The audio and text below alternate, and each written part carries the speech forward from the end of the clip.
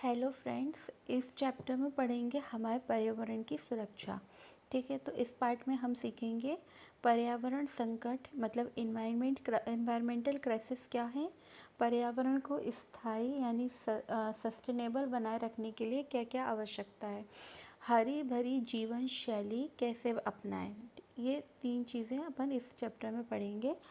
आप जिस प्रकार से प्रदूषण यानी पॉल्यूशन के बारे में जानते हैं तो बताइए। तो जल प्रदूषण भी होता है, वायु प्रदूषण भी होता है, भूमि प्रदूषण भी होता है, तीनों ही प्रदूषण होते हैं। आइए एक भारतीय नागरिक के आधार पर और कर्तव्य के बारे में जानें कि मतलब किसी एक भारतीय नागरिक हैं तो आपके क्या अधिकार और कर्तव्य हैं, इसके बारे में जानते हैं। क्या आपने कभी सोचा? इनने एक एक्सरसाइज बताई है, वो देखते हैं। कचरे के ट्रैक में जो कूड़ा कचरा इकट्ठा होता है उसका क्या किया जाता है। सेकंड क्या है, वह कूड़ा कचरा कहाँ जाता होगा जो नदी या समुद्र के तट पे देखते हैं। थर्ड, क्या पेड़ काटने का कोई नकारात्मक यानी नेगेटिव इम्पैक्ट है क्या। ये ऊपर दी गई सारी समस्या ही प्रदूषण का कारण बनती है। मीन्स जैसे जो कचरे के ट्रैक में जो कूड़ा कचरा इकट्ठा हो रहा है इतना सारा, तो ये भी एक प्रदूषण का मतलब वो एक कारण बन रही है ना। ठीक है, नदी समुद्र के तट पे जो आप देख रहे हो काई जम रही है, तो ये भी एक इन्वायरमेंटल मतलब एक तरीके से पॉल्यूशन कर रहा है एक तरीके से इन्वायरमेंट के लिए। पेड़ काटने से भी कई नेगेटिव इम्पैक्ट है, क्योंकि हमारे वायु प्रदूषण, सांस लेने में प्रॉब्लम, ये सारी चीज़ें प्रदूषण के बारे में ही हैं। ऊपर बताई गई समस्या ही प्रदूषण का कारण बनती है। प्रदूषण तब होता है जब बड़ी मात्रा में गैस, धुआं और केमिकल वातावरण में आ जाते हैं। प्रदूषण कब होता है?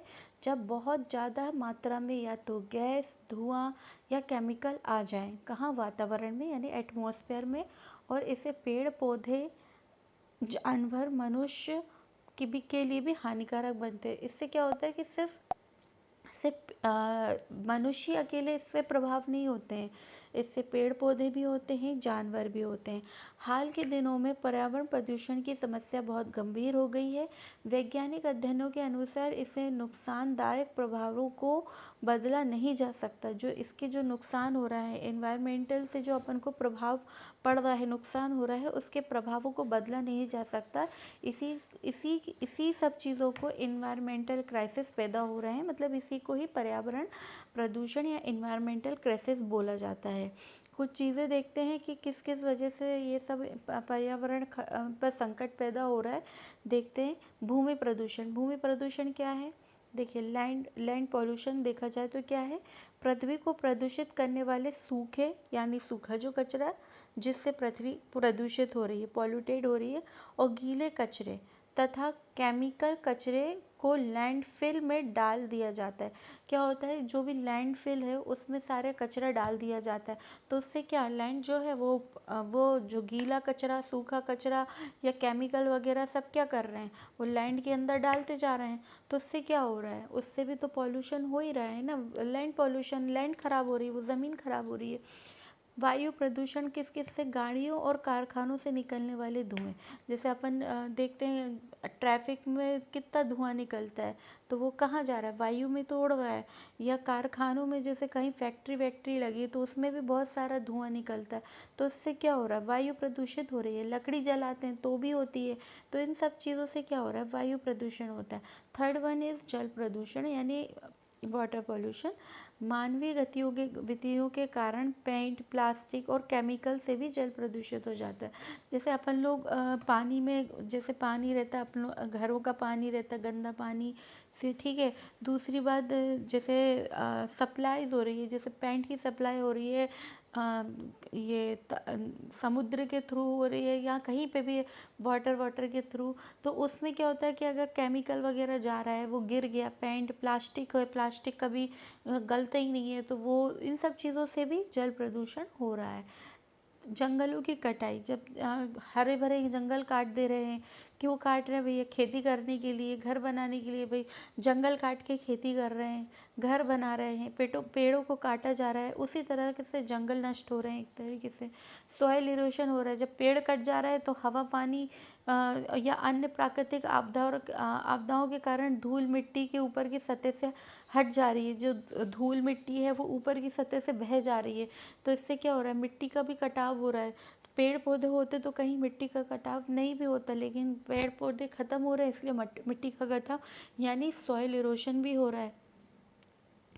हमारे पर्यावरण की सुरक्षा की आवश्यकताओं के बारे में जानते हैं। क्या क्या सुरक्षाएं, क्यों क्यों क्यों ज़रूरी है पर्यावरण को सुरक्षा करने के लिए? देखो, सबसे पहले तो है ओजोन लेयर का घटना। CFC जैसी गहरीली जो गैसेस हैं, मतलब कुछ जहरीली गैसेस हैं, उनके वातावरण आने से पहले जो अपन को प्रोटेक्ट करती है ओजोन लेयर, उसकी परत जो है वो पतली होती जा रही है। इससे मनुष्य के स्वास्थ्य को बहुत नुकसान पहुंच रहा है, क्योंकि उसी की वजह से तो हमें प्रोटेक्शन मिल रहा था, और ओजोन लेयर ही पतली होती जा रही है, तो ऑब्वियस जाहिर सी बात है कि मनुष्य का स्वास्थ्य बहुत ज़्यादा नुकसान होता जा रहा है। ग्लोबल वार्मिंग तब होती है जब कार्बन डाइऑक्साइड और जो ग्रीन हाउस गैसेस हैं जो, और हवा में प्रदूषित करने वाली दूसरे वायु प्रदूषक वातावरण में जमा हो जाते हैं। ग्लोबल वार्मिंग तब होता है कि जब वातावरण में सारी जहरीली गैसेस वगैरह जो हैं वो जमा हो जाती हैं, उसी के कारण से ग्लोबल वार्मिंग हो जाता है। इसके कारण पृथ्वी का तापमान में वृद्धि हो जाती है, मतलब टेम्परेचर अधिक हो जाता है। बायोडाइवर्सिटी मतलब जलवायु परिवर्तन हो जाता है। जब बायोडाइवर्सिटी क्या है, जलवायु में परिवर्तन हो जाता है, प्रदूषण हो जाता है, जानवरों का शिकार करना और उनके रहने की जगह को बर्बाद करना, इन कारणों से पौधे और जानवरों की मृत्यु हो रही है। ठीक है। मनुष्य के स्वास्थ्य पर लंबे समय तक पड़ने वाले प्रभाव, ये जो प्रदूषण होते हैं, इनकी वजह से मनुष्यों को कई बीमारियों का खतरा बढ़ गया है। जैसे हृदय रोग सबसे ज़्यादा होने लगे हैं, फेफड़ों की क्षमता कम हो गई है, कैंसर, और औसत उम्र में भी गिरावट हो गई। नहीं तो पहले के लोग ज़्यादा जीते थे, अभी के लोग कम जी रहे हैं। क्यों भाई? उनको कई बीमारियाँ बहुत जल्दी, मतलब ये सांस की प्रॉब्लम तो देखा जाए तो आजकल नॉर्मल हर किसी व्यक्ति को हो रही है। क्यों? क्योंकि जहरीली गैसेस वगैरह हैं पॉल्यूशन की वजह से। हरी भरी जीवन शैली कैसे विकसित करें? तो अब देखो, इसके लिए अपन को क्या क्या करना पड़ेगा जिससे एक हरी भरी जीवन शैली विकसित हो। तो पहला क्या है? पर्यावरण की रक्षा करना हमारी जिम्मेदारी है, हमारी ड्यूटी है। रोज़ाना के जीवन में कैसे हम पर्यावरण अनुकूल जीवन जी सकते हैं, जीवन शैली अपना सकते हैं, उसके बारे में उन्होंने बताया है कि रोज़ाना हम ऐसी कुछ गतिविधियां करें जिससे हम पर्यावरण अनुकूल जीवन शैली अपना सकें। वो उनने क्या बताया है वो देख लेते हैं। साइकिल का उपयोग करें। उनने बोला है साइकिल का उपयोग करो तो ज़्यादा बेटर है, बजाय जो गाड़ी इसका अपन यूज़ करते हैं, क्योंकि उससे भी बहुत पॉल्यूशन होता है। और सार्वजनिक परिवहन का उपयोग करना, मतलब पब्लिक ट्रांसपोर्ट।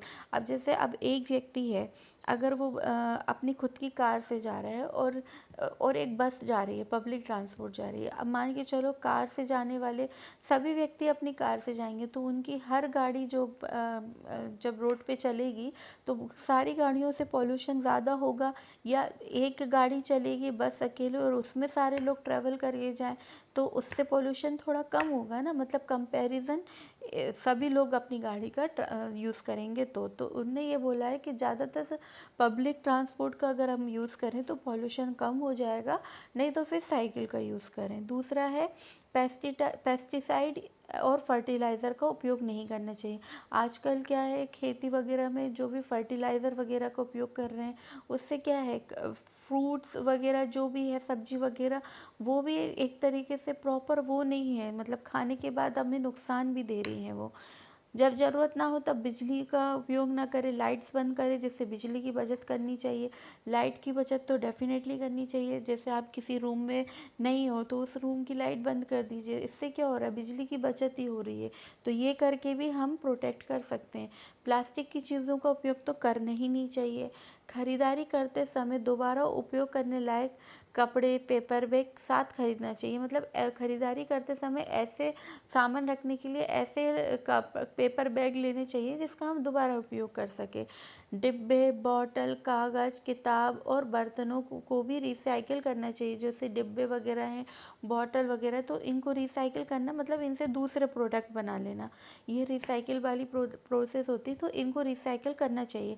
और सबसे ज़रूरी है पेड़ लगाना चाहिए और दूसरों को भी पेड़ लगाने के लिए प्रेरित करना चाहिए, क्योंकि पेड़ लगाने से ही ज़्यादातर पॉल्यूशन कम होता है और इन्वायरमेंटल प्रोटेक्ट रहता है, अच्छा रहता है। हरी भरी जीवन शैली के लिए पेड़ लगाना बहुत ज़रूरी है। ठीक है, तो देखिए इस चैप्टर में क्या सीखा। प्रदूषण का पौधों, जानवर, लोगों और ग्रह के स्वास्थ्य पर बुरा प्रभाव पड़ता है। सभी के लिए एक सुरक्षित जीवन बनाने के लिए हमें पर्यावरण को साफ सुथरा बनाना चाहिए। हम इन तरीकों से गैर ज़रूरी कचरों को कम कर सकते हैं। कम करना मतलब रिड्यूस कर सकते हैं। उपयोग करना मतलब रीयूज़ कर सकते हैं। और पुनः चक्रित मतलब उनको किसी और रूप में ढाल देना, यानी रिसाइकल करें। मतलब उनने ये बोला है रिड्यूस करें, रीयूज़ करें और रिसाइकल करें, ये 3 चीज़ें। हमें रिसाइकल करना, पेड़ लगाना, पानी बचाना आदि जैसी आदतें अपना कर धरती को बचा सकते हैं। मतलब ये सारी आदतें अगर हमने अपने डेली रूटीन में ले आई तो हम बहुत कुछ अपनी धरती को पॉल्यूटेंट होने से बचा सकते हैं। Thanks for watching.